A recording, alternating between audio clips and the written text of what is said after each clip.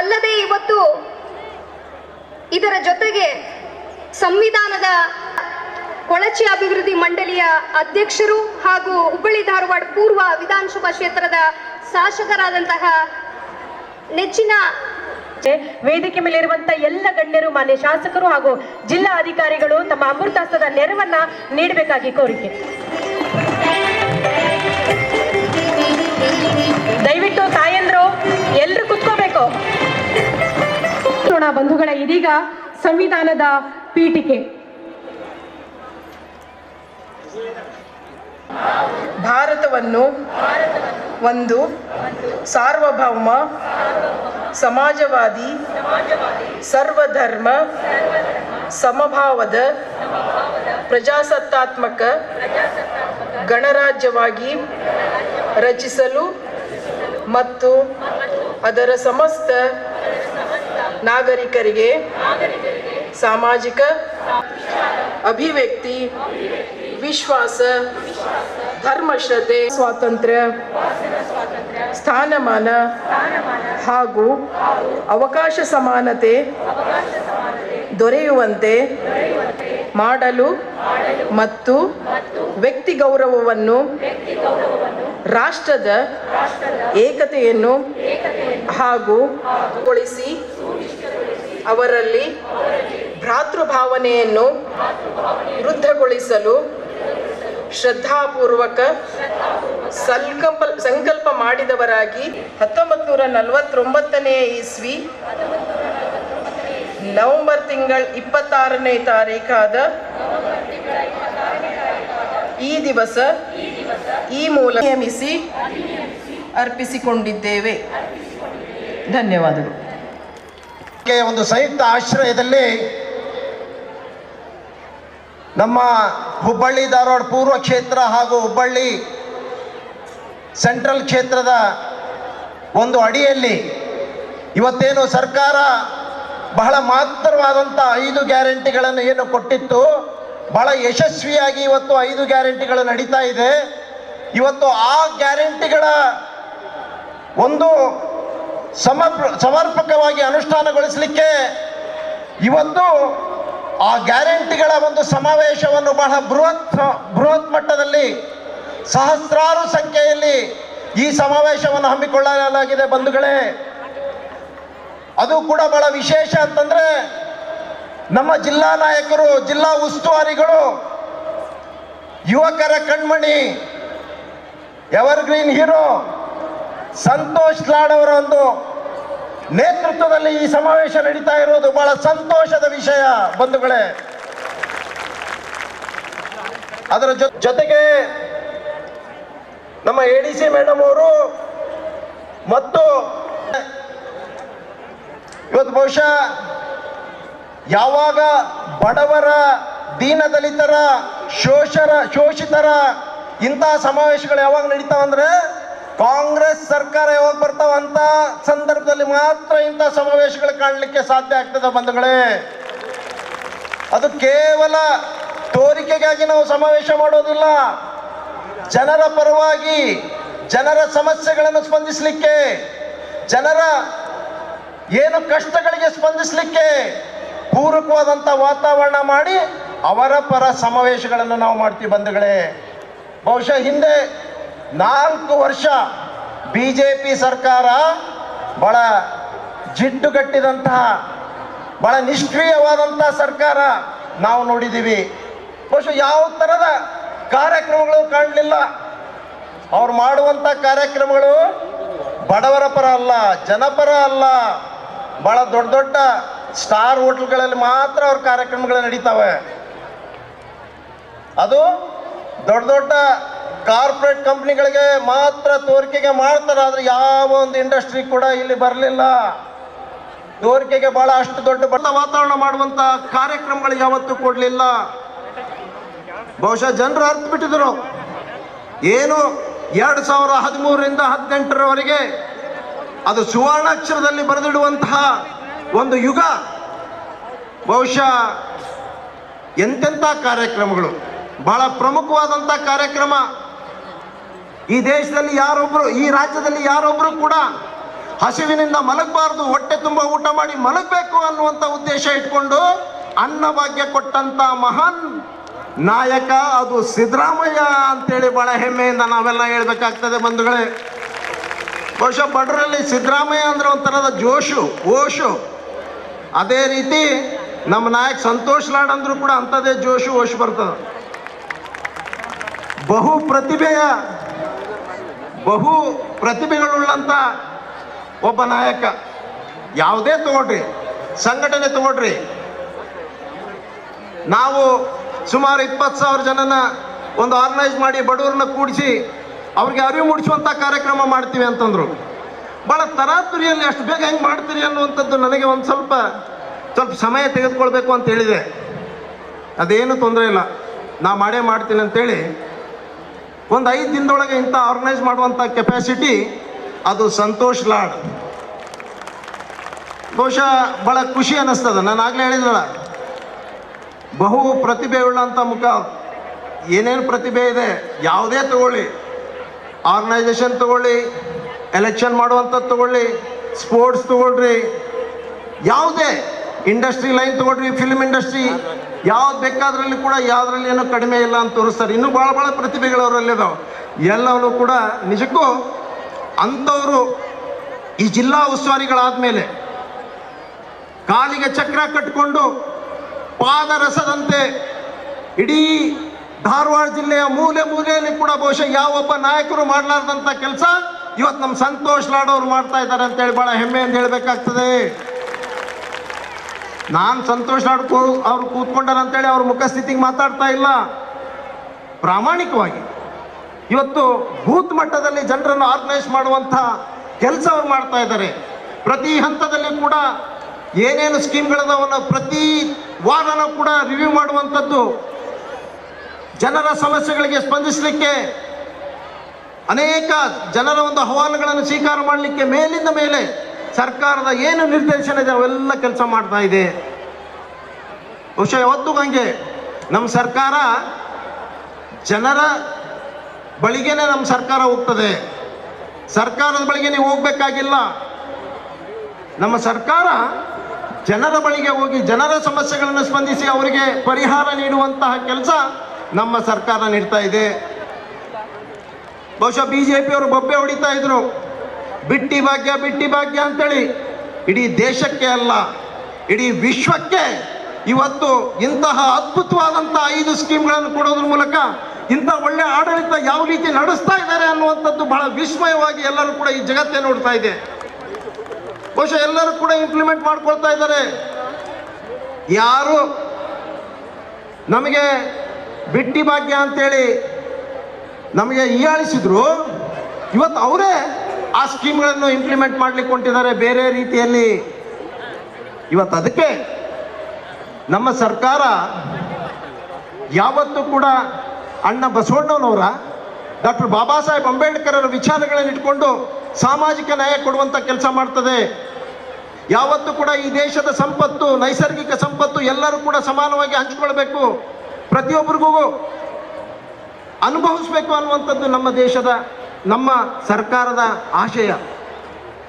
ಆದರೆ ನೀವು ನೋಡಿದಿರಿ, BJP ಸರ್ಕಾರ ಕೇಂದ್ರದಲ್ಲಿ ಬಂದ ಮೇಲೆ ಇವತ್ತು ಅವರ ಆಡಳಿತದ ವೈಫಲ್ಯ ತಾವೆಲ್ಲ ನೋಡ್ತಾ ಇದ್ದೀರಿ.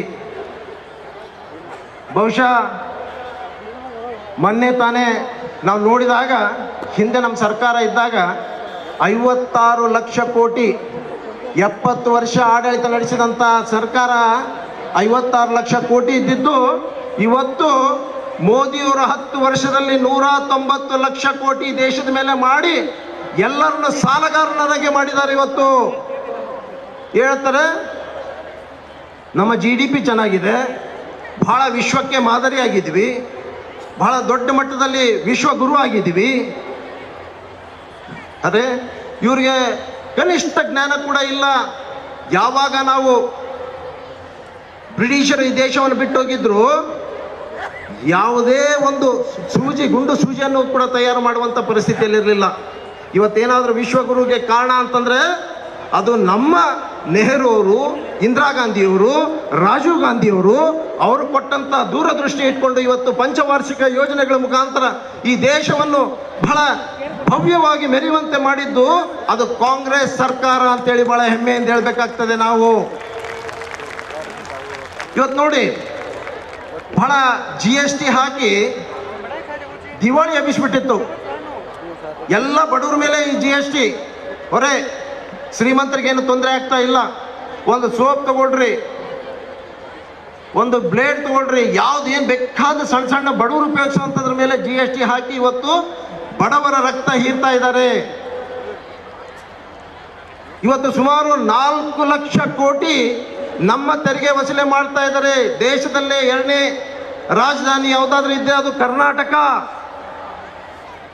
ಆದರೆ ನಮಗೆ ಕೊಡಬೇಕಾದಂಥ GST, ನಮಗೆ ಕೊಡಬೇಕಾದಂಥ ಪಾಲು, ತೆರಿಗೆ ಪಾಲು ಇವತ್ತು ಗುಜರಾತಿಗೆ ತಗೊಂಡು ಹಾಕ್ತಾರೆ, ಅಲ್ಲಿ ಡೆವಲಪ್ಮೆಂಟ್ ಮಾಡ್ತಾರೆ. ಕನಿಷ್ಠ 50% ಕೂಡ ಕೊಡುವಂಥ ಕೆಲಸ ಮಾಡಿಲ್ಲ, 20% ಕೊಡುವಂಥ ಕೆಲಸ ಮಾಡಿಲ್ಲ. ಇವತ್ತು ಆ ನಿಟ್ಟಿನಲ್ಲಿ ನಾವೆಲ್ಲ ಜಾಗೃತರಾಗಬೇಕಾಗ್ತದೆ. ಇವತ್ತು ನಮ್ಮ ಸರ್ಕಾರ ಬಂದ ಮೇಲೆ ಬಡವರು ಬಹಳ ಆರ್ಥಿಕ ಸಂಕಷ್ಟದಲ್ಲಿದ್ದರು, ಬಹಳ ತೊಂದರೆಯಲ್ಲಿದ್ದರು. ಇವತ್ತು ಯಾರು ಬಹಳ ಜನ ಮನೆ ಮಾರ್ಕೊಂಡ್ರು, ಹೊಲ ಮಾರ್ಕೊಂಡ್ರು, ಇದ್ದಂಥ ಆಸ್ತಿ ಪಾಸ್ತಿಗಳನ್ನು ಮಾರ್ಕೊಂಡು ರಸ್ತೆಗೆ ಬಂದಿದ್ದಾರೆ ಇವತ್ತು. ಆ ನಿಟ್ಟಿನಲ್ಲಿ ಇವತ್ತು ನಮ್ಮ ಸರ್ಕಾರ ಬಂದ ಮೇಲೆ ಎಷ್ಟೇ ಹೊರೆ ಆದರೂ ಕೂಡ, ಸರ್ಕಾರಕ್ಕೆ 50,000 ಕೋಟಿ ಹೊರೆ ಆದರೂ ಕೂಡ ಪರವಾಗಿಲ್ಲ, ನಾವು ನಮ್ಮ ಬಜೆಟ್ನಲ್ಲಿ ಅವರಿಗೆ ವಿಶೇಷವಾಗಿ 5 ಸ್ಕೀಮ್ಗಳನ್ನು ಕೊಡೋದ್ರ ಮೂಲಕ ಅವರ ಆರ್ಥಿಕ ಸಬಲೀಕರಣ ಮಾಡೋಣ ಅನ್ನೋಂಥ ಉದ್ದೇಶ ಇಟ್ಕೊಂಡು ಇವತ್ತು ಅವ್ರನ್ನ ಮೇಲೆತ್ತುವಂಥ ಕೆಲಸ ಮಾಡಿತ್ತು. ನಾವು ಯಾರೂ ವಿಚಾರ ಮಾಡ್ಲಿಕ್ಕೆ ಆಗೋದಿಲ್ಲ. 2 ತಿಂಗಳಲ್ಲಿ ಬಂದ್ ಮಾಡ್ತಾರೆ, 3 ತಿಂಗಳಲ್ಲಿ ಬಂದ್ ಮಾಡ್ತಾರೆ. ಈಗ ಮತ್ತೆ ಹೇಳ್ತಾ ಇದ್ದಾರೆ, ಬೊಬ್ಬೆ ಹೊಡಿತಾ ಇದ್ದಾರೆ, ಪಾರ್ಲಿಮೆಂಟ್ ಆದಮೇಲೆ ಇವರ ಸ್ಕೀಮ್ಗಳೆಲ್ಲ ಬಂದ್ ಆಗ್ತವೆ ಅಂತ ಹೇಳ್ತಾ ಇದ್ದಾರೆ. ಇಲ್ಲ, ಯಾವ ಕಾರಣಕ್ಕೂ ಕೂಡ ನಮ್ಮ ಯಾವುದೇ ರಾಜ್ಯದ ಅಭಿವೃದ್ಧಿಗೆ ಎಲ್ಲೂ ಕೂಡ ಹಣದ ಕೊರತೆ ಇಲ್ಲ.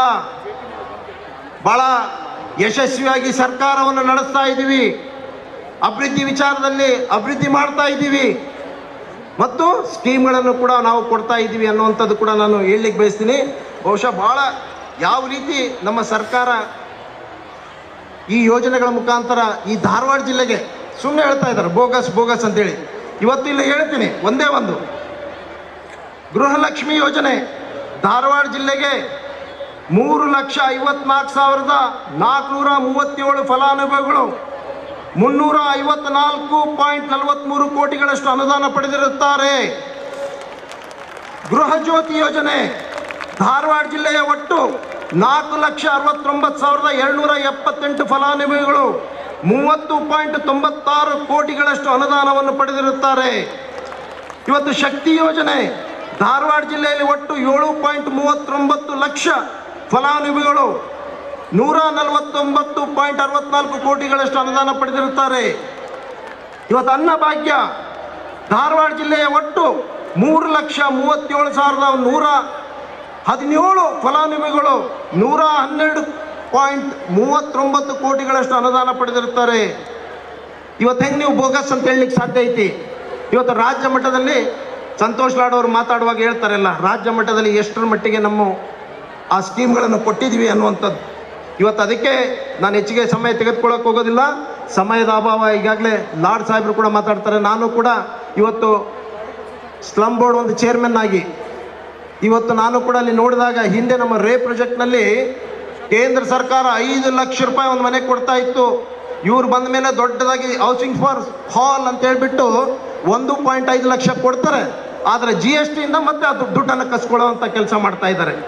ಆ ನಿಟ್ಟಿನಲ್ಲಿ ತಾವೆಲ್ಲ ಅರ್ಥ ಮಾಡಿಕೊಂಡು ಇವತ್ತು ಸರ್ಕಾರ ನಿಮ್ಮ ಜೊತೆಗಿದೆ, ನಿಮ್ಮ ಮನೆ ಬಾಗಿಲಿಗೆ ಬಂದು ನಿಮ್ಮ ಎಲ್ಲ ಸಮಸ್ಯೆಗಳಿಗೆ ಸ್ಪಂದಿಸ್ತದೆ ಅನ್ನುವಂಥ ಮಾತನ್ನು ಕೂಡ ನಾನು ಹೇಳೋದ್ರ ಮೂಲಕ ನನ್ನ ಮಾತಿಗೆ ವಿರಾಮ ಕೊಡ್ತೀನಿ. ಜೈ ಹಿಂದ್, ಜೈ ಕರ್ನಾಟಕ.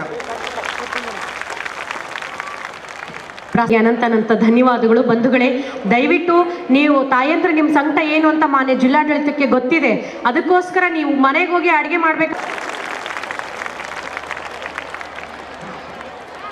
ಎಲ್ಲರಿಗೆ ನಮಸ್ಕಾರ. ತಾಯಂದಿರುಗಳಲ್ಲಿ ಕ್ಷಮೆ ಇರಲಿ, ಯಾಕಂದರೆ ಭಾಳ ಮಧ್ಯಾಹ್ನದಿಂದ ತಾವು ಭಾಳಷ್ಟು ಕಾಲ ಇಲ್ಲಿ ಕುಳಿತುಕೊಂಡಿದ್ದೀರಿ. ಜಾಸ್ತಿ ಸಮಯನ ತೊಗೊಳಕ್ಕೆ ಹೋಗೋದಿಲ್ಲ. ವಿಶೇಷವಾಗಿ ಈ ಒಂದು ಸಮಾರಂಭದ ವೇದಿಕೆ ಮೇಲೆ ಆಸೀನರಾಗಿರ್ತಕ್ಕಂಥ ಈಗ ತಾನೇ ತಮ್ಮನ್ನು ಉದ್ದೇಶಿಸಿ ಮಾತನಾಡಿರ್ತಕ್ಕಂಥ ಆತ್ಮೀಯರು,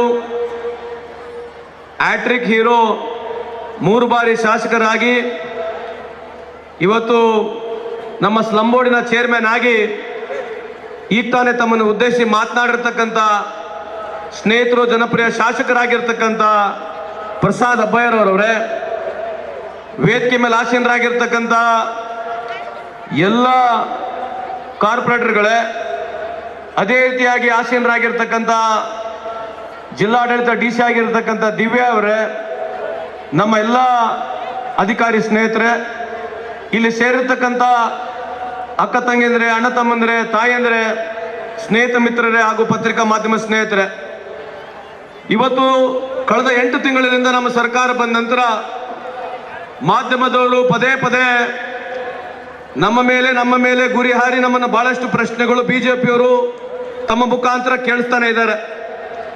ಸರ್ಕಾರ ಬಂದು 8 ತಿಂಗಳಾಗಿದೆ, ಗ್ಯಾರಂಟಿಗಳಿಗೆ ರೊಕ್ಕ ಇಲ್ಲ ಅಂತ ಹೇಳಿರ್ತಕ್ಕಂಥ ಸರ್ಕಾರ ಬಿಜೆಪಿಯವರು ಇವತ್ತು ಇಲ್ಲಿ 20,000ಕ್ಕೂ ಹೆಚ್ಚು ನಮ್ಮ ಅಕ್ಕ ತಂಗಿಯಂದರು, ತಾಯಂದರು ಇಲ್ಲಿ ಬಂದು ನಮ್ಮ ಸರ್ಕಾರದ ಸಾಧನೆಯನ್ನು ತೋರಿಸೋದಕ್ಕೆ ನನ್ನ ವೈಯಕ್ತಿಕ ಪರವಾಗಿ ತಮ್ಮೆಲ್ಲರಿಗೆ ಕೋಟಿ ಕೋಟಿ ಪ್ರಣಾಮಗಳು ಹೇಳಲಿಕ್ಕೆ ಇಚ್ಛೆ ಬಯಸ್ತೀನಿ ಅಂತ ಈ ಸಂದರ್ಭಕ್ಕೆ ಹೇಳಲಿಕ್ಕೆ ಇಚ್ಛೆ ಬಯಸ್ತೀನಿ.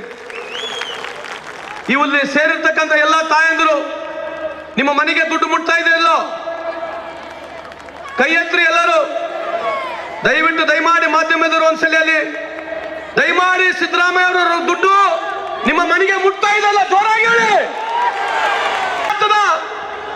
ಭಾರತ ದೇಶದ ಇತಿಹಾಸದಲ್ಲಿ ಯಾವುದೇ ರಾಜ್ಯ ಇಡೀ ಭಾರತ ದೇಶದಲ್ಲಿ 58,000 ಕೋಟಿ ರೂಪಾಯಿ ಬಡವರಿಗೆ ಮನೆಗೆ ಮುಟ್ಟಿಸ್ತಕ್ಕಂಥ ಕಾರ್ಯಕ್ರಮ ಭಾರತ ವಹಿಸ್ತೀನಿ ನಿಮಗೆ. ಅದಕ್ಕೆ ಇಲ್ಲಿ ಸೇರಿರ್ತಕ್ಕಂಥ ಎಲ್ಲ ನಮ್ಮ ಅಕ್ಕ ತಂಗಿಯಂದ್ರು ಸಾಕ್ಷಿ ಅಂತ ಈ ಸಂದರ್ಭಕ್ಕೆ ಕೇಳಲಿಕ್ಕೆ ಇಚ್ಛೆ ಬಯಸ್ತೀನಿ ಬಂಧುಗಳೇ. ಇವತ್ತು ಮಾಧ್ಯಮದವರು ಇಲ್ಲಿದ್ದಾರೆ. ಇವತ್ತು ನಾನು ನೋಡ್ತಾ ಇದ್ದೀನಿ, ಕೇಂದ್ರದ ಸಚಿವರಾಗಿರ್ತಕ್ಕಂಥ ಪ್ರಹ್ಲಾದ್ ಜೋಶಿ ಸಾಹೇಬರು 80 ಕೋಟಿ ಜನಕ್ಕೆ ನಾವು ಅನ್ನವನ್ನು ಹಾಕ್ತಾ ಇದ್ದೀವಿ, ಅನ್ನವನ್ನು ಕೊಡ್ತಾ ಇದ್ದೀವಿ, ಮೋದಿ ಅವರ ಗ್ಯಾರಂಟಿ ಅಂತ ತಾವು ಹೇಳ್ತಾ ಇದ್ದೀರಿ. ಅದ್ರ ತಪ್ಪೇನಿಲ್ಲ. ಆದ್ರೆ ಮಾಧ್ಯಮ ಸ್ನೇಹಿತರಲ್ಲಿ ತಾವು ಈ ಆಹಾರ ಭದ್ರತೆ ಕಾನೂನು ತಂದಿರ್ತಕ್ಕಂಥವ್ರು ಯಾರು? ಪ್ರಹ್ಲಾದ್ ಜೋಶಿ ಸಾಹೇಬ್ರೆ, ದಯವಿಟ್ಟು ಇದನ್ನ ಜನಕ್ಕೆ ಹೇಳ್ಬೇಕು. ಇದು ಹಿಂದೆ ಇರ್ತಕ್ಕಂಥ UPA ಸರ್ಕಾರ, ಮನಮೋಹನ್ ಸಿಂಗ್ ಅವರ ಸರ್ಕಾರ, ಸೋನಿಯಾ ಗಾಂಧಿ ಅವರ ಸರ್ಕಾರ, ಆ ಕಾಲದಲ್ಲಿ ಆಹಾರ ಭದ್ರತೆ ಕಾನೂನು, ಫುಡ್ ಸೆಕ್ಯೂರಿಟಿ ಬಿಲ್ ತಂದು ದೇಶದಲ್ಲಿ ಜಮ್ಮು ಕಾಶ್ಮೀರದಿಂದ ಕನ್ಯಾಕುಮಾರಿವರೆಗೆ ಯಾರು ಬಡವರು ಹಸುವಿನಿಂದ ಮಲಗಕೂಡದು ಅಂತ ಹೇಳಿ 1,10,000 ಕೋಟಿ ಕೇಂದ್ರ ಸರ್ಕಾರದ ದುಡ್ಡು ಹಣಕಾಸು ಬಡವರು ಕೊಡೋದ್ರ ಮುಖಾಂತರ ಎಲ್ಲರಿಗೆ 2 ರೂಪಾಯಿ ಕೆಜಿನಂಗೆ ಅಕ್ಕಿ ಇಡೀ ಭಾರತ ದೇಶ ಕೊಡ್ತಕ್ಕಂಥ ಕಾರ್ಯಕ್ರಮ ಮಾಡಿರ್ತಕ್ಕಂಥದ್ದು ನಮ್ಮ UPA ಸರ್ಕಾರ. ತಾವಲ್ಲ, ದಯವಿಟ್ಟು ತಾವು ಮೋದಿ ಗ್ಯಾರಂಟಿ ಅಂತ ಅದರಲ್ಲಿ ಬರಿ ಕೊಡ್ದಂತ ಈ ವೇದಿಕೆ ಮುಖಾಂತರ ತಮ್ಮಲ್ಲಿ ಮನವಿ ಮಾಡಿಕೊಳ್ತೀನಿ ಈ ಸಂದರ್ಭಕ್ಕೆ ಕೇಳಲಿಕ್ಕೆ ಬಯಸ್ತೀನಿ. ಅದಷ್ಟೇ ಅಲ್ಲ, RTA ತಂದ್ವಿ, ರೈಟ್ ಟು ಎಜುಕೇಶನ್ ತಂದ್ವಿ. ಹೋಗಿ ಕೇಳಿ, ಇವತ್ತು ರೈಟ್ ಟು ಎಜುಕೇಶನ್ ಬಗ್ಗೆ ಬಿಜೆಪಿ ಅವರು ಚಕಾರ ಅಂತ ಅದ್ರ ಬಗ್ಗೆ ಮಾತನಾಡೋದಿಲ್ಲ. ಕೇಂದ್ರದಲ್ಲಿ ನಾವು ತಂದಿರ್ತಕ್ಕಂಥ ಪ್ರೋಗ್ರಾಮ್ ನರೇಗಾ, ಉದ್ಯೋಗ ಖಾತ್ರಿ ಯೋಜನೆ, ನರೇಗಾ ಅಂತ ಕಾರ್ಯಕ್ರಮದಲ್ಲಿ ಇವತ್ತು ಭಾರತ ದೇಶದಲ್ಲಿ 27 ಕೋಟಿ, ಭಾರತ ದೇಶದಲ್ಲಿ 27 ಕೋಟಿ ಜನರು ಇವತ್ತು ನರೇಗಾದ ಅಡಿಯಲ್ಲಿ ಕೆಲಸ ಮಾಡ್ತಾ ಇದ್ದಾರೆ. ಪ್ರಧಾನಮಂತ್ರಿಯವರು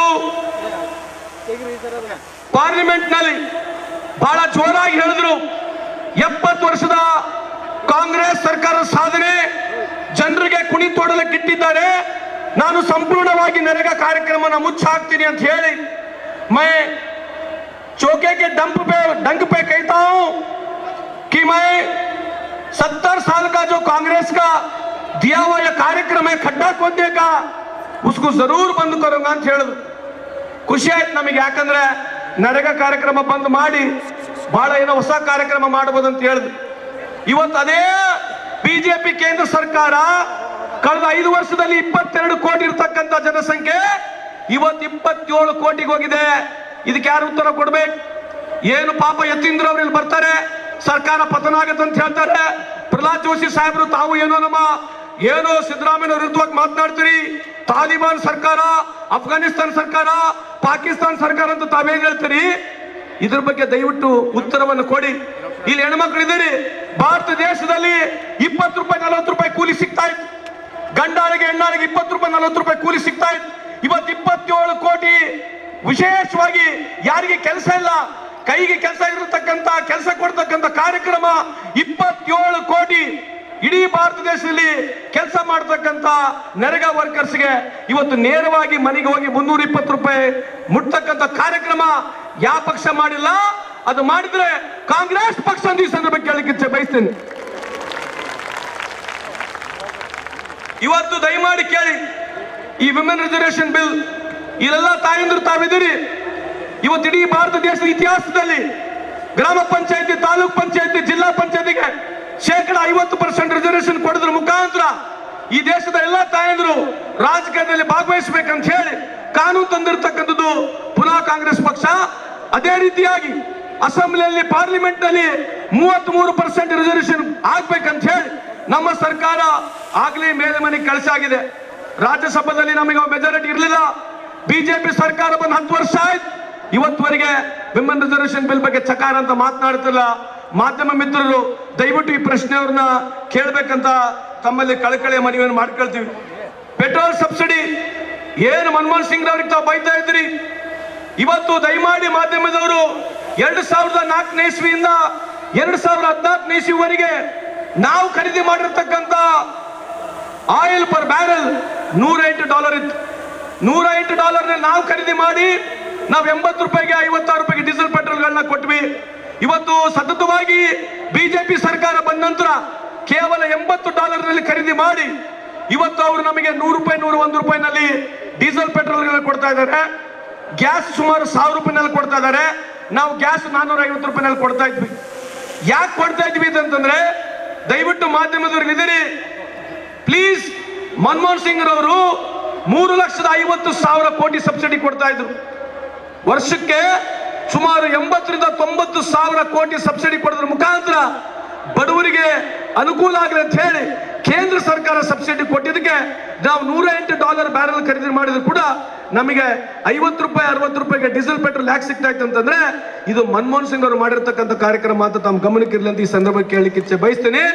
ಅದಕ್ಕೆ ದಯವಿಟ್ಟು ಮಾಧ್ಯಮದವರು ನೀವು ಈ ಪ್ರಶ್ನೆ ಬಿಜೆಪಿ ಅವರಿಗೆ ಕೇಳಬೇಕು ಅಂತ ಈ ಸಂದರ್ಭಕ್ಕೆ ಕೇಳಲಿಕ್ಕೆ ಇಚ್ಛೆ ಬಯಸ್ತೇನೆ. ಎಲ್ಲರಿಗಿಂತ ಹೆಚ್ಚಾಗಿ ಕೋವಿಡ್ ಸಂದರ್ಭದಲ್ಲಿ ಯಾರು ಕೇಳಬೇಕು ಅವರಿಗೆ, ಎಲ್ಲರಿಗಿನ ಮುಂಚಿತವಾಗಿ ಇವತ್ತೇನು ಲ್ಯಾಂಡ್ ರಿಫಾರ್ಮ್ಸ್ ಆಕ್ಟ್ ಬಗ್ಗೆ ನಾವು ಮಾತನಾಡ್ತೀವಿ, ಇಡೀ ಭಾರತ ದೇಶದಲ್ಲಿ ಉಳುವನೆ ಒಡೆಯುವಂತ ಕಾರ್ಯಕ್ರಮ ತರೋದ್ರ ಮುಖಾಂತರ ಶ್ರೀಮತಿ ಇಂದಿರಾ ಗಾಂಧಿ ಅವರು ಇಡೀ ಭಾರತ ದೇಶದ ಬಡವರಿಗೆ ನೇರವಾಗಿ ಅವರಿಗೆ ಕೈಗೆ ಭೂಮಿ ಮುಟ್ತಕ್ಕಂಥ ಕೆಲಸ ಮಾಡಿರೋದು ಬೇರೆ ಯಾರಲ್ಲ, ಕಾಂಗ್ರೆಸ್ ಪಕ್ಷ. ಎಲ್ಲರಿಗಿಂತ ಹೆಚ್ಚಾಗಿ 20 point programme, widow pension, old age pension, ಈ ನಿಮ್ಮ ಮಾಸಾಸನಗಳು ಏನ್ ಸಿಗ್ತಾ ಇದಾವೆ ಇದೆಲ್ಲ ಕಾಂಗ್ರೆಸ್ ಪಕ್ಷ ಮಾಡಿರ್ತಕ್ಕಂಥದ್ದು ಕಾರ್ಯಕ್ರಮ. ಬಿಜೆಪಿ ಅವರು ಯಾರು ಒಂದು ಹೊಸ ಕಾರ್ಯಕ್ರಮ ನೇರವಾಗಿ ಬಡವರಿಗೆ ಮುಟ್ತಕ್ಕಂಥ ಕಾರ್ಯಕ್ರಮ ಮಾಡಿಲ್ಲ. ತಮ್ಮ ಗಮನಕ್ಕೆ ಇರಲಿ ಅಂತ ಈ ಸಂದರ್ಭಕ್ಕೆ ಕೇಳಲಿಕ್ಕೆ ಇಚ್ಛೆ ಬಯಸ್ತೇನೆ. ಎಲ್ಲರಿಗಿಂತ ಹೆಚ್ಚಾಗಿ ಮೋದಿ ಅವರು ಹೇಳ್ತಾ ಇದ್ರು, ನಮಗೆ ಅಧಿಕಾರಕ್ಕೆ ಬಂದ್ರೆ ಭಾರತ ದೇಶದಲ್ಲಿ ನಾವು ಮೊದಲನೇ ಸಾರಿಗೆ ಅಧಿಕಾರಕ್ಕೆ ನನಗೆ ತನ್ನಿ, ರೈತರ ಸಾಲವನ್ನು ಮನ್ನಾ ಮಾಡ್ತೀವಿ ಅಂತ ಹೇಳಿದ್ರು. ಅದ್ರ ಬಗ್ಗೆ ಇವತ್ತು ಮಾತನಾಡ್ತಾ ಇಲ್ಲ. ಎರಡನೇದು, ರೈತರ ಆದಾಯವನ್ನ ನಾನು ದುಗುಣಿ ಮಾಡ್ತೀನಿ ಅಂತ ಹೇಳ್ತಾ ಇದ್ರು. ಅದ್ರ ಬಗ್ಗೆ ಇವತ್ತು ಬಿಜೆಪಿ ಅವರು ಮಾತನಾಡ್ತಾ ಇಲ್ಲ. ಎಲ್ಲರಿಗಿಂತ ಹೆಚ್ಚಾಗಿ ನಾನು 100 ಸ್ಮಾರ್ಟ್ ಸಿಟಿಯನ್ನು ಮಾಡ್ತೀನಿ ಅಂತ ಹೇಳಿದ್ರು. 100 ಹೊಸ ಸ್ಮಾರ್ಟ್ ಸಿಟಿ ಮಾಡ್ತೀನಿ, ಬುಲೆಟ್ ಟ್ರೈನ್ಗಳನ್ನ ಬಿಡ್ತೀವಿ. ಯಾರು ಹೇಳ್ತಾ ಇದ್ರು, ಮಂಗಳೂರಿನಲ್ಲಿ 6 ಗಂಟೆಗೆ 8 ಗಂಟೆ ಟ್ರೈನಿಂಗ್ 10 ಗಂಟೆ ಬೆಂಗಳೂರಿಗೆ ಬಂದು ಕೆಲಸ ಮುಗಿಸಿ ಮತ್ ಮನೆಗೆ ಹೋಗಿ ಊಟ ಮಾಡಿ ಫ್ಯಾಮಿಲಿ ಜೊತೆ ಮಲಗ್ಬಿಡೋದು ಅಂತ ಹೇಳಿ. ನಾನು ಟ್ರೈನ್ ಟಿಕೆಟ್ ತೊಗೊಂಡು ಬಹಳ ವರ್ಷ ಆಯ್ತು, 10 ವರ್ಷ ಆಯ್ತು. ಬುಲೆಟ್ ಟ್ರೈನ್ ಇನ್ನೂ ಸಿಗೋಲ್ಲ ನಮ್ಮ ಕೈಗೆ. ಏನು ಭಾಷಣ, ಯಾವುದೇ ರೈಲ್ವೆ ಟ್ರೈನ್ನಾಗ ಏನಾರ ತೊಂದರೆ ಆದ್ರೆ ಫೋನ್ ಮಾಡಿಬಿಟ್ರೆ ನೇರವಾಗಿ ನರೇಂದ್ರ ಮೋದಿ ಅವರು ಫೋನ್ ಸ್ವೀಕಾರ ಮಾಡ್ತಾರೆ, ತಾಕೀತು ಕೊಟ್ಬಿಡ್ತಾರೆ. ನೇರವಾಗಿ ಫೋನ್ ಟ್ರೈನ್ನಾಗ ಏನೋ ತೊಂದರೆ ಆದ್ರೆ ಅಲ್ಲಿಂದ ಅಲ್ಲಿಗೆ ಬಗೆಹರಿಸ್ಬಿಡ್ತಾರೆ. ವಂದೇ ಭಾರತ್ ನಮ್ಮಲ್ಲಿರ್ತಕ್ಕಂಥ 13,000 ಟ್ರೈನ್ಗಳಲ್ಲಿ ಕೇವಲ 24 ಟ್ರೈನ್ಗಳನ್ನ ಪ್ರಾರಂಭ ಮಾಡಿ ಇಡೀ ದೇಶಕ್ಕೆ ವಂದೇ ಭಾರತ್ ಅಂತ ಹೇಳಿ ಪಬ್ಲಿಸಿಟಿ ಕೊಡ್ತಕ್ಕಂಥದ್ದನ್ನ ದಯವಿಟ್ಟು ತಾವು ಮಾಧ್ಯಮದವರು ಅವರಿಗೆ ಪ್ರಶ್ನೆ ಮಾಡಬೇಕಂತ ಈ ಸಂದರ್ಭ ಕೇಳಲಿಕ್ಕೆ ಇಚ್ಛೆ ಬಯಸ್ತೇನೆ. ಯಾಕೆ ಹೇಳ್ತಾ ಇದೀವಿ ಮಾತಂತಂದ್ರೆ, ರುಪಿ ವರ್ಸಸ್ ಡಾಲರ್ ನಮ್ಮ ಬಿಜೆಪಿ ಅಧ್ಯಕ್ಷರಿದ್ರು, ಯಾರು ನವೀನ್ ಕಟೀಲ್ ರವರು ಏನ್ ಹೇಳಿದ್ರು ಅಂತಂದ್ರೆ ಜನಕ್ಕವರು ಮೋದಿ ಅವರಿಗೆ ನೀವು ಅಧಿಕಾರಕ್ಕೆ ತಂದ್ಬಿಡಿ, ಮೋದಿ ಅವರಿಗೆ ಅಧಿಕಾರಕ್ಕೆ ತಂದ್ಬಿಡಿ, ಡಾಲರ್ನ ಕೇವಲ 30 ರೂಪಾಯಿ 40 ರೂಪಾಯಿ ಖರೀದಿ ಮಾಡಿಬಿಡ್ತೀವಿ ಅಂತ ಹೇಳ್ತಿದ್ರು. ಕೇವಲ ಅಧಿಕಾರ ತಂದ್ಬಿಡಿ ಮೋದಿ ಅವರಿಗೆ 50 ರೂಪಾಯಿ 30 ರೂಪಾಯಿ 40 ರೂಪಾಯಿ ಡಾಲರ್ ಖರೀದಿ ಮಾಡ್ತೀವಿ ಅಂತ ಹೇಳಿದ್ರು. ಬಿಜೆಪಿ ಅವರೇ 2014 ಇಸ್ವಿಯಲ್ಲಿ 56 ರೂಪಾಯಿ ಡಾಲರ್ ಇತ್ತು, ಇವತ್ತು 84 ರೂಪಾಯಿ ಆಗೈತೆ. 43% ಕೇವಲ 10 ವರ್ಷದಲ್ಲಿ. ನಾವು ಭಾರತ ಈ ದೇಶದ ಇತಿಹಾಸದಲ್ಲಿ 1947 ಇಸ್ವಿಲಿಂದ ಹಿಡಿದು ಎಲ್ಲ ಪ್ರಧಾನಮಂತ್ರಿಗಳು ಎಲ್ಲರೂ ಕೆಲಸ ಮಾಡಿದ್ರು, ಎಲ್ಲ ಪಕ್ಷಗಳು ಅಧಿಕಾರಕ್ಕೆ ಬಂದ್ರು. ನಾವು ಕೇವಲ 70 ವರ್ಷದಲ್ಲಿ ನಾವು ಮಾಡಿರ್ತಕ್ಕಂಥದ್ದು 56 ರೂಪಾಯಿಗೆ $1 ಆಗಿದ್ರೆ, ನೀವು ಕೇವಲ 9 ವರ್ಷದಲ್ಲಿ ಬಂದು ಇವತ್ತು ಡಾಲರ್ ಯಾವ ಮಟ್ಟಕ್ಕೆ ಹೋಗಿದೆ, ಇದ್ರ ಬಗ್ಗೆ ದಯವಿಟ್ಟು ಚರ್ಚೆ ಆಗ್ಬೇಕು. ಇದ್ರ ಬಗ್ಗೆ ಚರ್ಚೆ ಆಗಲಿ. ಚುನಾವಣೆ ಬಂದಾಗ, ಚುನಾವಣೆಗೆ ಚರ್ಚೆ ಬರ್ತಕ್ಕಂಥ ಸಂದರ್ಭಗಳಲ್ಲಿ ಇಂಥ ಒಂದು ಮಾತುಗಳನ್ನ ನಾವು ಜಾಸ್ತಿ ಆಡಬೇಕು. ಅದಕ್ಕೆ ಮಾಧ್ಯಮದವರು ದಯವಿಟ್ಟು ನಾವು ಈ ಪ್ರಶ್ನೆನ ಬಿಜೆಪಿಯವರಿಗೆ ಕೇಳಿ ಅಂತ ಹೇಳಿ ತಮ್ಮಲ್ಲಿ ಕಳಿಕಳಿಯ ಮನವಿಯನ್ನು ಮಾಡ್ಕೊಳ್ತೀವಿ. ಎಲ್ಲರಿಗಿಂತ ಹೆಚ್ಚಾಗಿ ಕೇವಲ 100 ದಿನಗಳಲ್ಲಿ ಅಧಿಕಾರಕ್ಕೆ ಬಂದ್ರೆ ಎಲ್ಲರ ಬಡವರ ಅಕೌಂಟ್ಗೆ 15 ಲಕ್ಷ ರೂಪಾಯಿ ಕೊಡ್ತೀವಿ ಅಂತ ಹೇಳಿದ್ರು. ಅದ್ರ ಬಗ್ಗೆ ಚರ್ಚೆನೇ ಇಲ್ಲ ಇವತ್ತು. ದಯಮಾಡಿ ವಿಜೇಂದ್ರ ಅವರೇ, ತಾವು ಬಂದು ನಮ್ಮ ಸರ್ಕಾರ ಬೀಳ್ತದೆ ಅಂತ ಹೇಳ್ತಾ ಇದ್ದೀರಿ, ದಯಮಾಡಿ ಇನ್ನಾದ್ರೂ ಜನರು ಕಾಯ್ತಾ ಇದ್ದಾರೆ. ಮೋದಿ ಅವರೇ, ಅಮಿತ್ ಶಾ ಅವರೇ, ತಾವು ಮಾತನ್ನು ಕೊಟ್ಟಿದ್ರಿ 15 ಲಕ್ಷ ರೂಪಾಯಿ ನಮ್ಮ ಅಕೌಂಟ್ಗೆ ಹಾಕಿ ಜನ್ಧನ್ ಯೋಜನಾ ಮಾಡ್ತೀವಿ. 26-28 ಕೋಟಿ ಜನರು ಅಕೌಂಟ್ಗಳನ್ನ ತೆಗೆದ್ರು. ಇವತ್ತು ಒಬ್ಬರ ಅಕೌಂಟ್ ನಲ್ಲಿ ಒಂದು 50 ರೂಪಾಯಿನೂ ಹಾಕಿಲ್ಲ. ಇರ್ತಕ್ಕಂಥ ಎಲ್ಲ ಅಕೌಂಟ್ಗಳು ಇವತ್ತು ಕ್ಲೋಸ್ ಆಗಿದ್ದಾವೆ. ಮಾಧ್ಯಮದವರು ಈ ಪ್ರಶ್ನೆ ಅವರಿಗೆ ಕೇಳಬೇಕಂತ ತಮ್ಮಲ್ಲಿ ಮನವಿಯನ್ನು ಮಾಡ್ಕೊಳ್ತೀನಿ. ಎಲ್ಲರಿಗಿಂತ ಹೆಚ್ಚಾಗಿ ಇವತ್ತು ಕೋವಿಡ್ ಸಂದರ್ಭದಲ್ಲಿ ರಿಪೋರ್ಟ್ ಇದೆ, WHO ರಿಪೋರ್ಟ್ ಇದೆ, ಸುಮಾರು ಈ ದೇಶದಲ್ಲಿ 47 ಲಕ್ಷ ಜನ ಜೀವವನ್ನು ಕಳ್ಕೊಂಡ್ರು. ಆದ್ರೆ ಕೇಂದ್ರ ಸರ್ಕಾರದ ರಿಪೋರ್ಟ್ ತೋರಿಸ್ತಕ್ಕಂಥದ್ದು ಕೇವಲ 4,70,000 ಅಂತ ಹೇಳಿ. ಇದ್ರ ಬಗ್ಗೆನೂ ಚರ್ಚೆ ಆಗ್ಬೇಕು. ಕೋವಿಡ್ ಬಂದಾದ್ಮೇಲೆ ಈ ದೇಶದಲ್ಲಿ ಒಂದು ರಿಪೋರ್ಟ್ ಇಲ್ಲ. ದಯಮಾಡಿ ಮಾಧ್ಯಮದವರಿಗೆ ಈ ವೇದಿಕೆ ಮುಖಾಂತರ ಮನವಿಯನ್ನು ಮಾಡಿಕೊಳ್ತೀನಿ. ಇದ್ರ ರಿಪೋರ್ಟ್ ಬಗ್ಗೆ ಸಂಪೂರ್ಣವಾದ ಮಾಹಿತಿ ಬಿಜೆಪಿ ಅವರು ಕೊಡಬೇಕು, ಇದ್ರ ಬಗ್ಗೆ ಚರ್ಚೆ ಮಾಡ್ಬೇಕಂತ ಹೇಳಿ ತಮ್ಮಲ್ಲಿ ಕಳಕಳಿಯ ಮನವಿಯನ್ನು ಮಾಡಿಕೊಳ್ತೀನಿ. ಎಲ್ಲರಿಗಿಂತ ಹೆಚ್ಚಾಗಿ ಏನು ಇವತ್ತು ಬಹಳ ದೊಡ್ಡದಾಗಿ ಮಾತನಾಡ್ತಾರೆ. ಇರ್ತಕ್ಕಂಥ ಮುಂಡ್ರಾ ಪೋರ್ಟ್ ನಲ್ಲಿ ಗುಜರಾತ್ ನಲ್ಲಿ ಸುಮಾರು 30,000 ಕೋಟಿ ಹೊರತು ಇದು ಡ್ರಗ್ಸ್ ಸೀಸ್ ಆಗಿದೆ. ಎಲ್ಲಿ ಮಾಹಿತಿನೇ ಇಲ್ಲ ಇದರ ಬಗ್ಗೆ. 30,000 ಕೋಟಿ worth, 30,000 crores worth drugs has been seized in this country. Today this is not an issue. Today unfortunately this is not an issue at all. Issue ಯಾವತ್ತು ಬಂತು ಯಾವತ್ತು ಹೋಯಿತು ಗಾಯವಿಲ್ಲ. ಅದಕ್ಕೆ ದಯಮಾಡಿ ತಾವು ಮಾಧ್ಯಮದವರು ಇದ್ರ ಬಗ್ಗೆ ವಿಜೇಂದ್ರ ಅವರಿಗೆ ಕೇಳಿ, ಅಶೋಕ್ ಅವರಿಗೆ ಕೇಳಿ, ಪ್ರಹ್ಲಾದ್ ಜೋಶಿ ಅವರಿಗೆ ಕೇಳಿ, ಬಿಜೆಪಿ ಅವರಿಗೆ ನಿಮ್ಮ ಆಡಳಿತದಲ್ಲಿ ಕೇವಲ ಒಂದೇ ಒಂದು ಪೋರ್ಟ್ ನಲ್ಲಿ 30,000 ಕೋಟಿ. ಪಾಬ್ಲೋ ಎಸ್ಕೋಬಾರ್ ಅಂತಿದ್ದ, ಅವನು ಇಡೀ ಜೀವನದಲ್ಲಿ ಡ್ರಗ್ ಮಾಫಿಯಾ ಮಾಡಿ ಬಹಳ ದೊಡ್ಡ ಸೌಕಾರ. ಅವನು 50 ವರ್ಷ ಡ್ರಗ್ ಮಾಫಿಯಾ ಮಾಡಿದ್ರು ಕೂಡ ಅವನು 30,000 ಕೋಟಿ ನೋಡ್ಲಿಲ್ಲ.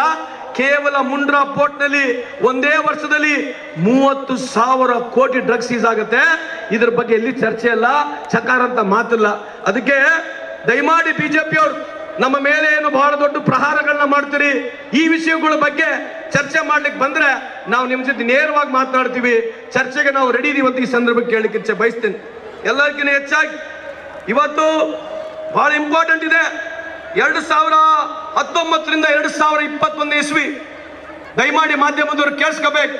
2019ರಿಂದ ಹಿಡಿದು 2021 ಇಸ್ವಿ 2 ವರ್ಷದಲ್ಲಿ 13,47,000 ನಮ್ಮ ಅಕ್ಕ ತಂಗಿಯಂದ್ರು ಈ ದೇಶದಲ್ಲಿ ಗಾಯವಾಗಿದ್ದಾರೆ. ಮಿಸ್ಸಿಂಗ್ ಕಂಪ್ಲೇಂಟ್ ಇದೆ. ಅದ್ರ ಬಗ್ಗೆ ಅದಾದ ನಂತರ ಇದು ನಾನು ಯಾವ್ದು ಹೇಳ್ತಾ ಇಲ್ಲ, ಇದು ಕೇಂದ್ರ ಸರ್ಕಾರದ ಇರ್ತಕ್ಕಂಥ NCRB report, national crime report bureau ಅವರು ಕೊಟ್ಟಿರ್ತಕ್ಕಂಥ ರಿಪೋರ್ಟ್ ಇದು. ಅದಾದ ಮೇಲೆ ಈ ರಿಪೋರ್ಟೇ ತೋರಿಸ್ತಾ ಇಲ್ಲ. ಇದ್ರ ಬಗ್ಗೆ ಚರ್ಚೆ ಆಗ್ಬೇಕಲ್ವಾ? ಅದಕ್ಕೆ ದಯಮಾಡಿ ಬಿಜೆಪಿಯ ಮುಖಂಡರಲ್ಲಿ ಮನವಿ ಮಾಡಿಕೊಳ್ತೀನಿ, ಇಂಥದ್ರ ಬಗ್ಗೆ ಚರ್ಚೆ ಮಾಡೋಣ ಬನ್ನಿ ಅಂತ ಈ ಸಂದರ್ಭಕ್ಕೆ ಕೇಳಲಿಕ್ಕೆ ಬಯಸ್ತೀನಿ.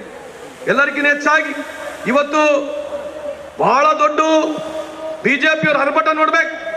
ಏನು ವಿಶ್ವಗುರು ಅಂತ ಹೇಳ್ತೀರಿ. ಭಾರತ ದೇಶದಲ್ಲಿ ಪಾಸ್ಪೋರ್ಟ್ನ 2,32,000 ಜನ ಪಾಸ್ಪೋರ್ಟ್ ಸರೆಂಡರ್ ಮಾಡಿದ್ದಾರೆ. 2,32,000 ಜನ ಪಾಸ್ಪೋರ್ಟ್ ಸರೆಂಡರ್ ಮಾಡಿದ್ದಾರೆ.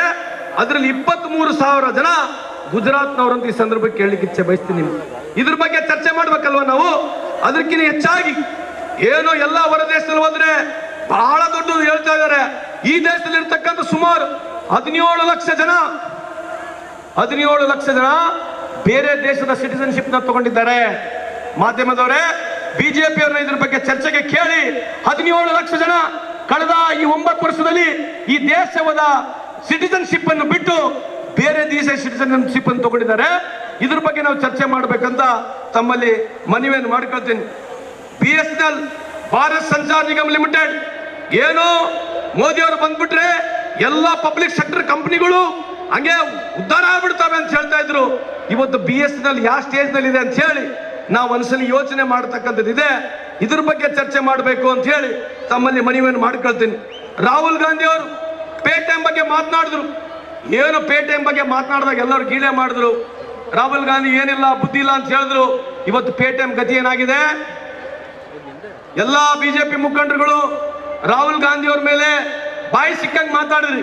ಇವತ್ತು ರಾಹುಲ್ ಗಾಂಧಿ ಅವರು ಏನು ಹೇಳಿದ್ರು, ಏನು ಪ್ರಿಡಿಕ್ಟ್ ಮಾಡಿದ್ರು, ಅದು ಇವತ್ತು ಹೊರಗೆ ಬಂದಿದೆ. ಪೇಟಿಎಂ ನ ಫ್ರಾಡ್ ಆಗಿ ನಡೆಸಿರ್ತಕ್ಕಂಥ ಇವತ್ತು RBI ಗವರ್ನರು ಪೇಟಿಎಂ ನ ನಡೆಸಬಾರ್ದಂತ ಕಂಪನಿಗೆ ಇವತ್ತು ಕ್ಲೋಸರ್ ನೋಟಿಸ್ ಕಳಿಸಿದ್ದಾರೆ. ಇದ್ರ ಬಗ್ಗೆ ನಾವು ಚರ್ಚೆ ಮಾಡಬೇಕು. ವಿಜೇಂದ್ರ ಅವರೇ, ಬಂದು ಸರ್ಕಾರ ಪತನ ಆಗತ್ತೆ ಅಂತಲ್ಲ, ಸರ್ಕಾರಗಳು ಬರ್ತವೆ ಹೋಗ್ತವೆ. ಆದ್ರೆ ನೀವು ಅಧಿಕಾರದಲ್ಲಿದ್ದೀರಿ, ನೀವು ಮಾಡಿರ್ತಕ್ಕಂಥ ಕಾರ್ಯಕ್ರಮ ಬಗ್ಗೆ ಜನರ ಬಗ್ಗೆ ಮಾತಾಡ್ಬೇಕಂತ ತಮ್ಮಲ್ಲಿ ಕಳಕಳಿಯನ್ನು ಮಣ್ಣು ಮಾಡ್ಕೊಳ್ತೇನೆ. ಎಲ್ಲರಿಗಿಂತ ಹೆಚ್ಚಾಗಿ ಇದು ಒಂದು ದೊಡ್ಡ ಫ್ರಾಡ್ ಸ್ಕ್ಯಾಮ್. ಇದು ಕೇಳಿಸ್ಕೊಳ್ಳಿ. ಎಸ್ಪೆಷಲಿ MP ನಲ್ಲಿ ಪ್ರಧಾನಮಂತ್ರಿ ಒಂದು ಯಾವ್ದು ಹೆಲ್ತ್ ಯೋಜನೆ ಇದೆ ಪ್ರಧಾನಮಂತ್ರಿ, 7,69,000 ಜನಕ್ಕೆ ಒಂದೇ ಮೊಬೈಲ್ ನಲ್ಲಿ ಬೆನಿಫಿಟ್ ಕೊಟ್ಟಿದ್ದಾರೆ. 7,65,000 ಬೆನಿಫಿಷರಿಗೆ ಒಂದೇ ಮೊಬೈಲ್ ನಲ್ಲಿ ಬೆನಿಫಿಟ್ ಕೊಟ್ಟು 35,000 ಕೋಟಿ ಲೂಟಿ ಹೊಡೆದಿದ್ದಾರೆ. ಇದ್ರ ಬಗ್ಗೆ ಚರ್ಚೆ ಬೇಡ? ಅಶೋಕ್ ರವರೇ, ದಯಮಾಡಿ ಕೇಳ್ತೀವಿ, ಇದ್ರ ಬಗ್ಗೆ ಚರ್ಚೆ ಬೇಡ? ವಿಜೇಂದ್ರ ಅವರೇ, ಇದ್ರ ಬಗ್ಗೆ ಚರ್ಚೆ ಬೇಡ ನಮಗೆ? ಮತ್ತೆ ಇದ್ರ ಬಗ್ಗೆ ಚರ್ಚೆ ಮಾಡ್ಬೇಕು ನೀವು. ಎಲ್ಲರಿಗಿಂತ ಹೆಚ್ಚಾಗಿ ವ್ಯಾಪಂ ಕೇಸ್ ನಲ್ಲಿ ಯಾರು 48 ಜನ ಅಕ್ಯೂಸ್ಡ್ ಆಗಿದ್ರು, ಇವತ್ತು 40 ಜನ ಮರ್ಡರ್ ಆಗಿ ಹೋಗಿದ್ದಾರೆ. ಇದ್ರ ಬಗ್ಗೆ ಚರ್ಚೆ ಬೇಡ ನಮಗೆ? ದಯಮಾಡಿ ಬಿಜೆಪಿ ಮುಖಂಡರು ಇದ್ರ ಬಗ್ಗೆ ಪ್ರಶ್ನೆ ಕೊಡಿ, ಇದ್ರ ಬಗ್ಗೆ ಚರ್ಚೆ ಮಾಡೋಣ, ಆಮೇಲೆ ನೋಡೋಣ ಅಂತ. ಯಾರು ಗೆಲ್ತಾರೆ ಯಾರು ಸೋಲ್ತಾರೆ, ಇಂಥವ್ ಯಾವ ಚರ್ಚೆ ಮಾಡ್ಲಾರಂಗೆ ಸುಳ್ಳು ಹೇಳಿ ಯಾವುದೇ ಒಂದು ಪ್ರಶ್ನೆಗೆ ಉತ್ತರ ಕೊಡ್ಲಾರಂಗೆ ಜನಕ್ಕೆ ದಿಕ್ಕನ್ನು ತಪ್ಪಿಸ್ತಕ್ಕಂಥ ಕೆಲಸ ಮಾಡಬೇಡಿ ಅಂತ ತಮ್ಮ ಮುಖಾಂತರ ಅವರಲ್ಲಿ ಮನವಿಯನ್ನು ಮಾಡ್ಕೊಳ್ತೀನಿ. ಎಲ್ಲರಿಗಿಂತ ಹೆಚ್ಚಾಗಿ ಈ ಡಿಮಾನಿಟೈಸೇಷನ್ ಫ್ರಾಡ್ ಕೇಂದ್ರ ಸರ್ಕಾರದ ಹೇಳೋಕೆ ಹೋದ್ರೆ ಇನ್ನೊಂದು 2 ತಾಸು ಬೇಕು ನನಗೆ. ಕೊನೆಯದು ಮುಗಿಸ್ಬಿಡ್ತೀನಿ. ದಯಮಾಡಿ ಮಾಧ್ಯಮ ಸ್ನೇಹಿತರಿದ್ದೀರಿ, 15,55,000 ಕೋಟಿ ನೋಟು, 15,55,000 ಲಕ್ಷ ಕೋಟಿ ನೋಟು ರಾತ್ರಿ ಬಂದು ನೋಟು ಬಂದಿ ಮಾಡಿ ನನಗೆ ಕೇವಲ 100 ದಿನ ಕಾಲಾವಕಾಶ ಕೊಡಿ, ನಾನೆಲ್ಲ ಸೆಟ್ ಮಾಡ್ತೀನಿ ಅಂತ ನರೇಂದ್ರ ಮೋದಿ ಅವರು ಹೇಳಿದ್ರು. ಜನ ಪಾಪ 100 ಜನ ಜೀವ ಕಳ್ಕೊಂಡ್ರು ನೋಟಿಗಾಗಿ. ಒಬ್ಬ ಸಾಹುಕಾರ ಯಾರು ಹೋಗಿ ನೋಟು ತಗೊಳ್ಳಿಲ್ಲ, ಒಬ್ಬ ಸಾಹುಕಾರ ಕೂಡ ಯಾರು ಜೀವ ಕಳ್ಕೊಂಡಿರ್ತಕ್ಕಂಥದ್ದು ಫುಟ್ಪಾತ್ ನಲ್ಲಿ ಬಡವರು ಕೂಲಿ ಕಾರ್ಮಿಕರು ದುಡ್ಡಿಲ್ಲಾರಂಗೆ ಆ ದುಡ್ಡುಗೋಸ್ಕರ ಲೈನ್ ಹಂಗೆ ನಿಂತ್ಕೊಂಡು ಜೀವ ಕಳ್ಕೊಂಡಿರ್ತಕ್ಕಂಥದ್ದು. ಅದ್ರ ಬಗ್ಗೆನೂ ಚರ್ಚೆ ಇಲ್ಲ. ಏನಾಯ್ತು ಡಿಮಾನಿಟೈಸೇಷನ್ ಬಗ್ಗೆ ಏನಾಯ್ತು? ವಿಜೇಂದ್ರ ಅವರೇ ಮಾತಾಡ್ಬೇಕಲ್ಲ ಇವತ್ತು. ಪ್ರಹ್ಲಾದ್ ಜೋಶಿ ಸಾಹೇಬ್ರೆ, ಡಿಮಾನಿಟೈಸೇಷನ್ ಬಗ್ಗೆ ಇವತ್ತು ಮಾತನಾಡ್ಬೇಕಲ್ಲ. ಡಿಮಾನಿಟೈಸೇಷನ್ ನಲ್ಲಿ ಸಂಪೂರ್ಣ ದುಡ್ಡು ವಾಪಸ್ ಬಂತು. ಅವ್ರ ಅಂದಾಜು ಏನಿತ್ತಂತಂದ್ರೆ ಅವ್ರು ಹೇಳಿರ್ತಕ್ಕಂಥದ್ದು ಇದರಲ್ಲಿ 3 ಲಕ್ಷ ಕೋಟಿ ನೋಟು ಕೋಟಾ ನೋಟ್ ಇದೆ ಅಂತ ಹೇಳಿರ್ತಕ್ಕಂಥ ನಾವಲ್ಲ, RBI ಗವರ್ನರ್ ಹೇಳಿದ್ರು. 15,50,000 ಲಕ್ಷ ಕೋಟಿ ನೋಟ್ಗಳಲ್ಲಿ 3 ಲಕ್ಷ ಕೋಟಿ ನೋಟು ಇದು ಫ್ರಾಡ್ ಆಗಿದೆ, ಫೇಕ್ ಕರೆನ್ಸಿ ಇದೆ, ಇದನ್ನ ಸೆರೆ ಹಿಡಿಬೇಕು, ಇದರಿಂದ ಭಯೋತ್ಪಾದನೆ ಸಂಪೂರ್ಣ ಮುಗಿದು ಬಿಡ್ತದೆ, ಭ್ರಷ್ಟಾಚಾರ ಮುಗಿತದೆ, ಅದಕ್ಕೆ ನಾವು ಹೊಸ ನೋಟ್ಗಳು ತರ್ತೀವಿ ಅಂತ ಹೇಳಿದ್ರು. ಜನ ನಂಬಿದ್ರು, ಟಿವಿಯವ್ರು ಹಚ್ಚಿ ಬಾರಿಸಿದ್ರು. ಆ ನೋಟ್ ಎಲ್ಲ ಇವತ್ತು ದುಡ್ಡು ಎಷ್ಟು ಬಂತು ಅದ್ರ ಬಗ್ಗೆ ಚರ್ಚೆನೇ ಇಲ್ಲ. ಮಾಹಿತಿ ಕೊಡ್ತೀನಿ ನಿಮಗೆ. ಇವತ್ತು ಆ ನೋಟ್ ಪ್ರಿಂಟ್ ಮಾಡ್ಲಿಕ್ಕೆ 25,000 ಕೋಟಿ ಖರ್ಚು ಮಾಡಿದ್ದಾರೆ. ಮೊನ್ನೆ ತಾನೇ ನಿರ್ಮಲಾ ಸೀತಾರಾಮನ್ ಅವರು ಪಾರ್ಲಿಮೆಂಟ್ ನಲ್ಲಿ ಹೇಳ್ತಾರೆ 2014-16 ಇಸ್ವಿನಲ್ಲಿ 17 ಲಕ್ಷ ಕೋಟಿ ನೋಟ್ ಸರ್ಕ್ಯುಲೇಷನ್ ಇದ್ರೆ ಇವತ್ತು 33 ಲಕ್ಷ ಕೋಟಿ ನೋಟ್ ಸರ್ಕ್ಯುಲೇಷನ್ ಇದೆ. ಇದ್ರ ಬಗ್ಗೆ ಚರ್ಚೆ ಬೇಡ ನಮಗೆ? ವಿಜೇಂದ್ರ ಸಾಹೇಬ್ರೆ, ಅಶೋಕ್ ರವರೇ, ಪ್ರಹ್ಲಾದ್ ಜೋಶಿ ಸಾಹೇಬ್ರೆ, ನಾವು ಇದ್ರ ಬಗ್ಗೆ ಚರ್ಚೆ ಮಾಡ್ಬೇಕು ಇವತ್ತು. ಯಾಕಂದ್ರೆ ಈ ದೇಶಕ್ಕೆ ಉತ್ತರ ಕೊಡತಕ್ಕಂಥ ತಾವು ಆಗ್ಬೇಕು. ಕೇವಲ ಸುಮ್ಮನೆ ಏನೋ ಬರೋದು, ಏನ್ ಬೇಕಿದ್ ಹೇಳೋದು, ಹೋಗೋದು, ಮಾಧ್ಯಮನ ದುರುಪಯೋಗ ಪಡಿಸ್ಕೊಳ್ಳೋದು ದಯಮಾಡಿ ತಾವು ಸ್ಟಾಪ್ ಮಾಡಿ ಇಂಪಾರ್ಟೆಂಟ್ ವಿಷಯ ಬಗ್ಗೆ ನಾವು ಚರ್ಚೆ ಮಾಡ್ಬೇಕಂತ ತಮ್ಮಲ್ಲಿ ಮಾತನಾಡ್ತೀವಿ. ಎಲ್ಲರಿಗಿಂತ ಹೆಚ್ಚಾಗಿ ಮೇಕ್ ಇನ್ ಇಂಡಿಯಾ ಬಗ್ಗೆ ಇಲ್ಲ. ಇವತ್ತು ಎಲ್ಲರಿಗಿಂತ ಹೆಚ್ಚಾಗಿ ಪಬ್ಲಿಸಿಟಿಗೆ 6,500 ಕೋಟಿ ಖರ್ಚು ಮಾಡಿದೆ ಕೇಂದ್ರ ಸರ್ಕಾರ. ಇದ್ರ ಬಗ್ಗೆ ಚರ್ಚೆ ಮಾಡ್ಬೇಕಲ್ವಾ? ಯಾವ ರೈತರು ಸಾಲ ಮನ್ನಾ ಮಾಡಿಲ್ಲ, ಆದ್ರೆ ನೀವತ್ತು ಕೇಂದ್ರದಲ್ಲಿ 6,500 ಕೋಟಿ ಸ್ವಂತ ಪಬ್ಲಿಸಿಟಿಗೆ ಖರ್ಚು ಮಾಡಿದಿರಿ. ಅದಕ್ಕೆ ಎಲ್ಲರಿಗಿಂತ ವಿಶೇಷವಾದಂತ ಕೊನೆಯದಾಗಿ ಇಲ್ಲಿ ಮಾಧ್ಯಮದಲ್ಲಿದ್ದಾರೆ, ಸ್ವಲ್ಪ ಬರ್ಕಬೇಕು ತಾವು. ನೆಹರು ಅವರ ಕಾಲದಲ್ಲಿ 33 PSUಗಳಾದ್ರು, ಪಬ್ಲಿಕ್ ಸೆಕ್ಟರ್ ಇಂಡಸ್ಟ್ರಿಗಳಾದ್ರು, ಪಬ್ಲಿಕ್ ಸೆಕ್ಟರ್ ಅಂಡರ್ಟೇಕಿಂಗ್ ಕಂಪನಿಗಳು. ನೆಹರು ಅವರ ಕಾಲದಲ್ಲಿ 33 ಆಯ್ತು, ಇಂದಿರಾ ಗಾಂಧಿ ಅವ್ರ ಕಾಲದಲ್ಲಿ 66 ಆಯ್ತು, ಆದ್ರೆ ಯಾವುದು ಒಂದು ಮಾರಲಿಲ್ಲ ಅವರು. ರಾಜೀವ್ ಗಾಂಧಿ ಅವ್ರ ಕಾಲದಲ್ಲಿ 16 ಆಯ್ತು, ಒಂದು ಮಾರಲಿಲ್ಲ. PV ನರಸಿಂಹರಾವ್ ಕಾಲದಲ್ಲಿ 14 ಆಯ್ತು, ಒಂದು ಮಾರಲಿಲ್ಲ. ಮೊರಾರ್ಜಿ ದೇಸಾಯಿ ಕಾಲದಲ್ಲಿ 5 ಆಯ್ತು, ಒಂದು ಮಾರಲಿಲ್ಲ. VP ಸಿಂಗ್, IK ಗುಜರಾಲ್, ಚರಣ್ ಸಿಂಗ್ ಅವ್ರ ಕಾಲದಲ್ಲಿ 16 ಆಯ್ತು, ಒಂದು ಮಾರಲಿಲ್ಲ. ಮನಮೋಹನ್ ಸಿಂಗ್ ಅವ್ರ ಕಾಲದಲ್ಲಿ 23 ಹೊಸದು ಮಾಡಿದ್ರು, 3 ಮಾರಿದ್ವಿ ನಾವು UPA ಸರ್ಕಾರದಲ್ಲಿ. ಆದ್ರೆ ಮೋದಿ ಅವರ ಕಾಲದಲ್ಲಿ 23 ಮಾರಿದ್ದಾರೆ, ಒಂದು ಪಬ್ಲಿಕ್ ಸೆಕ್ಟರ್ ಕಂಪ್ನಿನೂ ಮಾಡಿಲ್ಲ. ಇದ್ರ ಬಗ್ಗೆ ಚರ್ಚೆ ಆಗ್ಬೇಕಾ ಬೇಡ? ಅದಕ್ಕೆ ಸಮಯದ ಅಭಾವ ಆಗ್ತಾ ಇದೆ, ನಾನು ಜಾಸ್ತಿ ಮಾತನಾಡಕ್ ಹೋಗುದಿಲ್ಲ. ಇವತ್ತು ವಿಶೇಷವಾಗಿ ಇಲ್ಲಿ ಹೆಣ್ಮಕ್ಳು ಬಹಳ ಇದ್ದೀರಿ, ಒಂದು ಮಾತು ಹೇಳಲಿಕ್ಕೆ ಇಚ್ಛೆ ಬಯಸ್ತೀನಿ.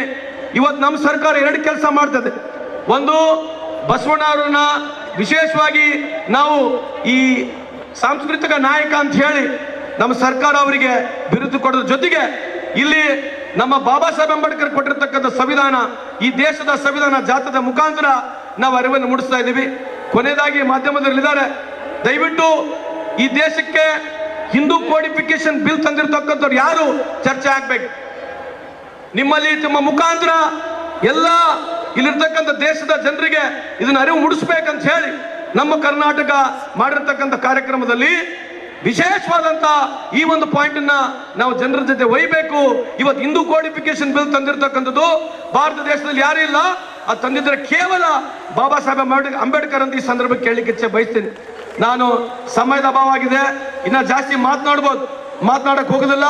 ಇವತ್ತು ವಿಶೇಷವಾಗಿ ಈ ಒಂದು ಕಾರ್ಯಕ್ರಮ ಯಶಸ್ವಿ ಆಗ್ಬೇಕಾಗಿದ್ರೆ ಎಲ್ಲರಿಗಿಂತ ಹೆಚ್ಚಾಗಿ ನಮ್ಮೆಲ್ಲ ಆಫೀಸರ್ಸ್ಗಳು, ಜಿಲ್ಲಾಡಳಿತದ ಎಲ್ಲ ಆಫೀಸರ್ಸ್ಗಳು, ಎಲ್ಲ ಡಿಪಾರ್ಟ್ಮೆಂಟಿನ ಆಫೀಸರ್ಸ್ಗಳು ಬಹಳ ಕಷ್ಟ ಬಿದ್ದು ಕೆಲಸವನ್ನು ಮಾಡಿ ಈ ಒಂದು ಕಾರ್ಯಕ್ರಮ ಯಶಸ್ವಿ ಮಾಡಿದ್ದಾರೆ.